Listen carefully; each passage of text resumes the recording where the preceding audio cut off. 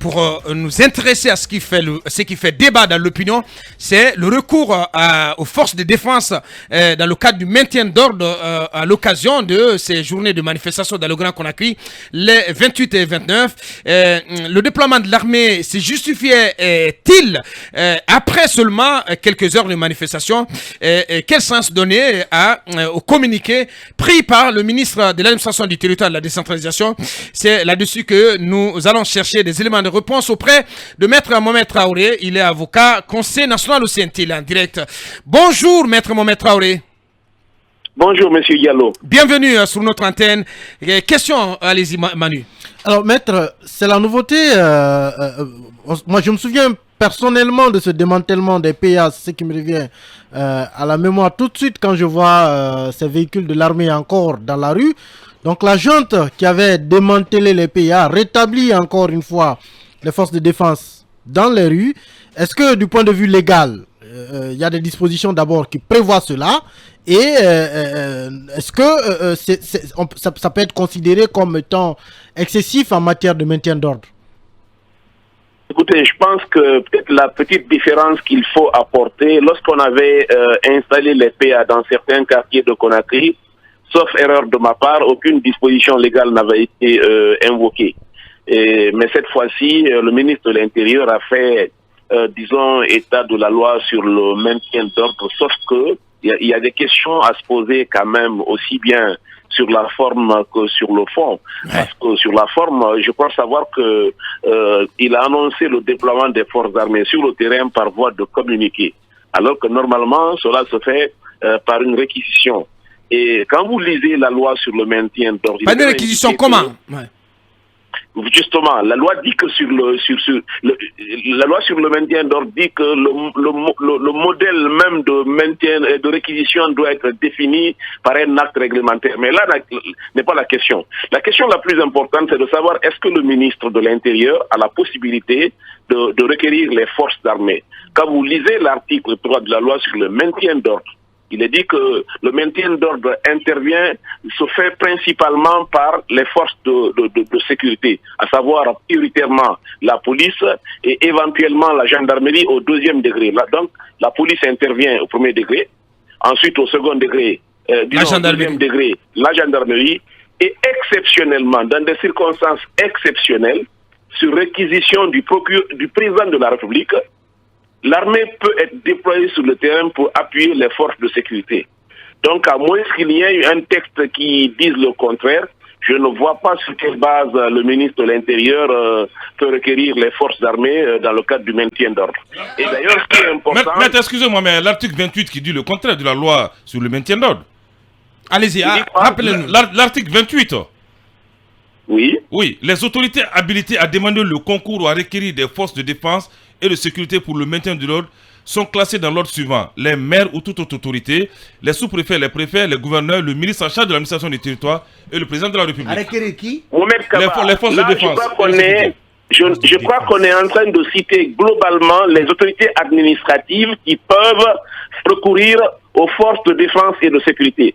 Quand on parle de forces de défense et de sécurité, il faut voir d'une part les forces de sécurité composées de la police, de la gendarmerie, et les forces de défense, les forces d'armée. Donc, on est en train de citer globalement. Mais quand on va dans les détails,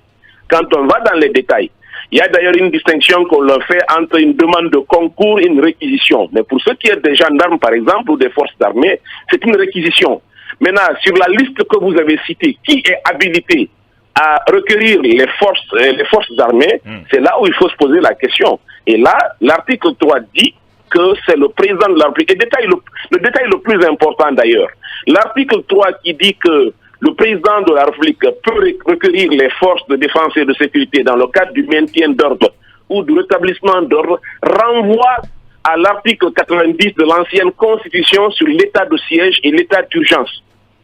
Parce que le texte dit que le président requiert les forces de défense et de sécurité les forces armées, conformément à l'article 90 de la Constitution.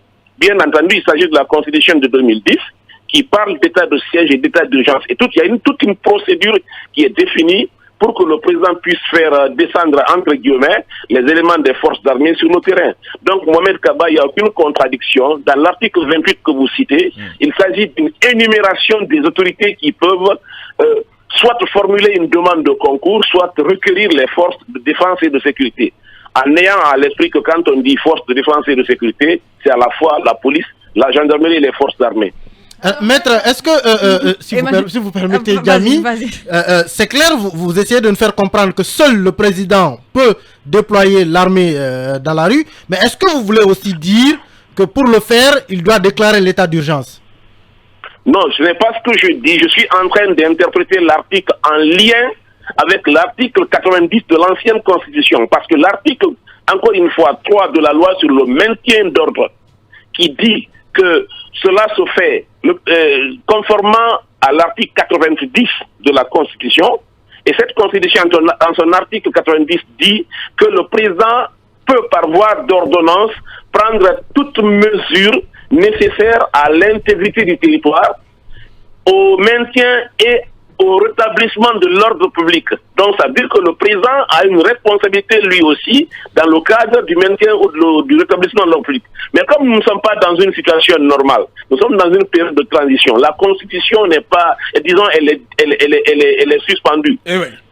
Là, il y a un véritable problème. Est-ce que ce n'est pas à cause de cela que le ministre a pensé qu'il était en droit de recourir aux forces armées? C'est une question que moi je me pose. Parce que dans les conditions normales, ce n'est pas lui qui doit requérir les forces armées. Oui. Maître, vous disiez tout à l'heure qu'il y a des circonstances dans lesquelles on fait recours à l'armée. Ouais. Oui, mais je voudrais d'abord savoir quelles sont ces circonstances et est-ce qu'on en était dans ce cas de figure? Ouais. Est-ce qu'il est nécessaire de faire appel à l'armée? Jamy, c'est une excellente question. Moi, je ne me prononce pas sur le caractère exceptionnel des circonstances. Je suis en train de rappeler les textes. Je constate simplement qu'on a connu par le passé des scènes de ce genre qui n'ont pas, disons, nécessité le déploiement des forces armées par voie de réquisition sur le terrain.